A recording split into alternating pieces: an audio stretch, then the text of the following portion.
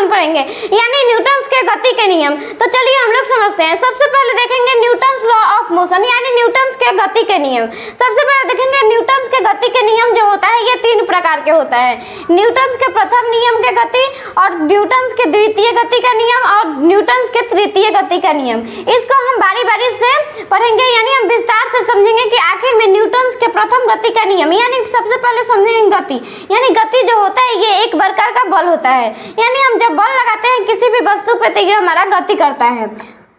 सबसे पहले यहाँ पे देखेंगे न्यूटन्स के प्रथम गति का नियम, यानी प्रथम गति का नियम जो कहता है ये कहता है कि कोई भी वस्तु जब विरामावस्था में रहती है तो उस पे वह विरामावस्था तब तक रखती है जब तक कि उस पे कोई बाह्य बल आरोपित ना हो। तो यहाँ पे सबसे पहले देखेंगे प्रत्येक पिंड अपनी विरामावस्था को तब तक बनाए रखती है जब तक कि उस पर कोई बाह्य बल उस अवस्था परिवर्तन के लिए प्रेरित ना करे। अर्थात कोई भी वस्तु जो होती है, यानी कोई भी पिंड जो होता है अपनी विरामावस्था को तब तक बनाए रखती है जब तक कि उस पर कोई बाह्य बल उसे प्रेरित न करे, यानी उस बल को प्रेरित यानी उस अवस्था में परिवर्तन के लिए प्रेरित न करें।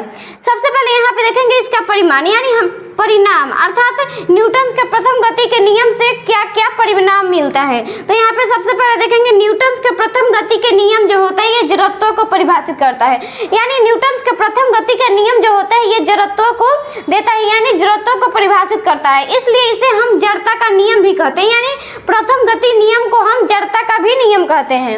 यहाँ पे उसके बाद देखेंगे न्यूटन्स का प्रथम गति का नियम जो होता है ये बल को भी परिभाषित करता है। इसके बाद हम समझेंगे जड़त्व, अर्थात जड़त्व जो होता है ये एक प्रकार का गुण है कि जड़त्व किसी पिंड का वह गुण है जिसके कारण अपनी अवस्था को बनाए रखती है, और जड़त्व जो होता है ये किसी भी अवस्था परिवर्तन का विरोध करती है। अर्थात ये जड़त्व जो होता है ये पिंड को अर्थात अपनी अवस्था को बनाए रखना चाहती है, यानी उसमें परिवर्तन न करना चाहती है, और ये किसी भी अवस्था परिवर्तन का विरोध करती है। उसके बाद देखेंगे जड़त्व का जो माप होता है ये एक द्रव्यमान से होता है, अर्थात जिसका यानी जिस पिंड का द्रव्यमान जितना अधिक होगा उसका जड़त्व भी उतना ही अधिक होगा, यानी जिस जड़त्व का द्रव्यमान कम होगा उसका जड़त्व भी कम होगा, यानी इसका जो होता है यानी जड़त्व का जो होता है माप यानी द्रव्यमान से होता है। उसके बाद देखेंगे जड़त्व के जो प्रकार होते हैं 3 प्रकार के होते हैं, यानी जड़त्व का जो होता है प्रकार 3 प्रकार का होता है, विराम जड़त्व, गति जड़त्व और दिशा जड़त्व। उसके बाद हम देखेंगे इनके बारे में कि आखिर में ये विराम जड़त्व, गति जड़त्व और दिशा जड़त्व ये क्या क्या है। इसके बाद देखेंगे विराम जड़त्व या जड़ता, यानी विराम जड़त्व को हम जड़ता भी कहते हैं। विराम जड़त्व जो होता है ये किसी भी विरामावस्था को यानी किसी भी पिंड के विरामावस्था को बनाए रखना चाहता है, यानी ये किसी भी उसमें जो परिवर्तन होता है ये विरोध करता है, यानी ये जो विराम जड़त्व होता है ये विराम में ही रहना चाहता है। इसे हम एग्जाम्पल से समझेंगे। सबसे पहले देखेंगे जब एक रुकी हुई गाड़ी अचानक चल पड़ती है तो उस पर बैठे यात्री पीछे की ओर गिर जाते हैं, यानी जब एक रुकी हुई गाड़ी होती है उसमें ये अचानक से चल पड़ती है तो उसमें बैठे यात्री जो होते हैं पीछे की ओर मुड़ जाते हैं। उसके बाद देखेंगे जब हम पेड़ को हिलाते हैं यानी पेड़ की टहनी को हिलाते हैं तो उसमें जो पत्ता या फल जो होता है ये विराम जड़त्व के कारण ही गिरते हैं, अर्थात जब हम पेड़ के टहनी को हिलाते हैं तो उसमें जो पत्ता होता है और फल जो होता है वो गिर जाते हैं, यानी वो जो होता है विराम जड़त्व में होना चाहता है लेकिन उसमें जो विरोध होता है इसलिए वह गिर जाता है। इसके बाद देखेंगे गति जड़त्व, अर्थात गति जड़त्व होता है ये किसी भी गतिशील पिंड का वह गुण होता है जो ये गतिशील यानी गति में ही रहना चाहता है या किसी भी अवस्था को विरोध करता है, यानी गति जड़त्व जो होता है ये एक प्रकार का गतिशील पिंड होता है। उसके बाद देखेंगे इसको एग्जाम्पल से समझेंगे। जब एक चलती हुई बस से कोई नीचे उतरता है तो वह बस के गति के दिशा में आगे की ओर मुड़ जाता है, अर्थात जब एक चलती हुई बस यानी चलती है तो उसमें से कोई व्यक्ति नीचे उतरता है तो वह आगे की ओर मुड़ जाता है। इसके बाद हम दूसरा एग्जाम्पल समझेंगे कि जब कोई गाड़ी जो होती है यानी वह गति में है और एकाएक रुक जाती है तो उसमें बैठे यात्री जो होते हैं आगे की ओर मुड़ जाते हैं, यानी उसमें गति के नियम जो होता है उसमें आगे की ओर गिर जाते हैं, यानी उसमें बैठे यात्री जो होते हैं आगे की ओर मुड़ जाते हैं। इसके बाद समझेंगे दिशा जड़त्व, यानी दिशा जड़त्व जो होता है ये किसी भी गतिशील पिंड का वह गुण होता है जो ये दिशा में ही रहना चाहता है, यानी जब ये दिशा में रहता है तो ये गतिशील दिशा में ही रहना चाहता है, ये किसी भी अवस्था को विरोध करता है। यानी इसको हम एग्जाम्पल से समझेंगे।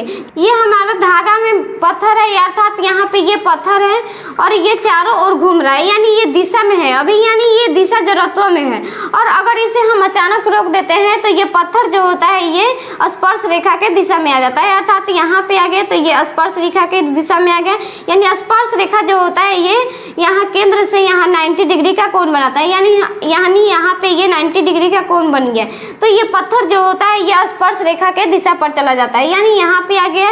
अगर पत्थर इधर से घूमकर यहाँ पे आएगा तो यहाँ पे आ जाएगा ये पत्थर, यानी ये जब रुक जाता है, अर्थात ये पत्थर यानी धागे को हम रोक देते हैं तो ये पत्थर जो होता है स्पर्श रेखा के दिशा पर आ जाता है। हम समझेंगे न्यूटन के द्वितीय गति का नियम, यानी द्वितीय गति नियम के समझने से पहले हम लोग रैखिक संवेग यानी लीनियर मोमेंटम के बारे में समझेंगे। सबसे पहले समझेंगे कि रैखिक संवेग क्या होता है। ये रैखिक संवेग जो होता है किसी भी पिंड के द्रव्यमान के वेग के गुणनफल को रैखिक संवेग कहते हैं। यानी रैखिक संवेग जो होता है, यानी सबसे पहले यहाँ पे देखेंगे एक वस्तु यानी एक पिंड है और ये इसका द्रव्यमान है, अर्थात इसका कुछ द्रव्यमान होगा और इसका वेलोसिटी यानी ये वेलोसिटी यानी इसका वेग है, और ये द्रव्यमान और वेलोसिटी यानी द्रव्यमान और वेग के गुणनफल को हम रैखिक संवेग कहते हैं। अर्थात हम रैखिक संवेग को यानी संवेग को हम P से सूचित करते हैं, यानी हम P से सूचित करते हैं। P = m × v, अर्थात m हो गया हमारा द्रव्यमान और v यानी वेलोसिटी यानी वेग हो गया। इसके बाद समझेंगे हम second Newton's law of motion, यानी न्यूटन के द्वितीय गति नियम के बारे में हम समझेंगे। ये द्वितीय गति नियम के बारे में जो होता है, यानी द्वितीय गति नियम जो होता है ये संवेग से संबंधित होता है। किसी भी पिंड के संवेग परिवर्तन का दर उस पर आरोपित नेट बल या उस पर लगाए गए कुल बाह्य बल के समानुपाती होता है। अर्थात किसी भी पिंड पर हम बाह्य बल लगाते हैं तो वह जो होता है समानुपाती होता है। एवं संवेग परिवर्तन की दिशा, अर्थात संवेग परिवर्तन जो होता है उसका दिशा जो होता है पिंड पर नेट बल के दिशा में होता है, यानी पिंड पर जो होता है नेट बल जो होता है उसके दिशा में संवेग परिवर्तन की दिशा होती है। इसके बाद हम समझेंगे third Newton's law of motion, यानी third Newton's law of motion जो होता है ये प्रत्येक क्रिया के प्रति प्रतिक्रिया देता है, यानी ये विपरीत प्रतिक्रिया देता है। अर्थात हम किसी भी वस्तु पर धक्का देते हैं तो वह हमें धक्का देता है, अर्थात वो प्रतिक्रिया करता है, यानी क्रिया के प्रति प्रतिक्रिया करता है। तो सबसे पहले यहाँ पे देखेंगे प्रत्येक क्रिया के बराबर एवं विपरीत प्रतिक्रिया होती है, अर्थात प्रत्येक क्रिया के बराबर, अर्थात वह जो होता है उसका द्रव्यमान भी बराबर होना चाहिए तो हमें क्रिया के प्रति विपरीत प्रतिक्रिया देता है।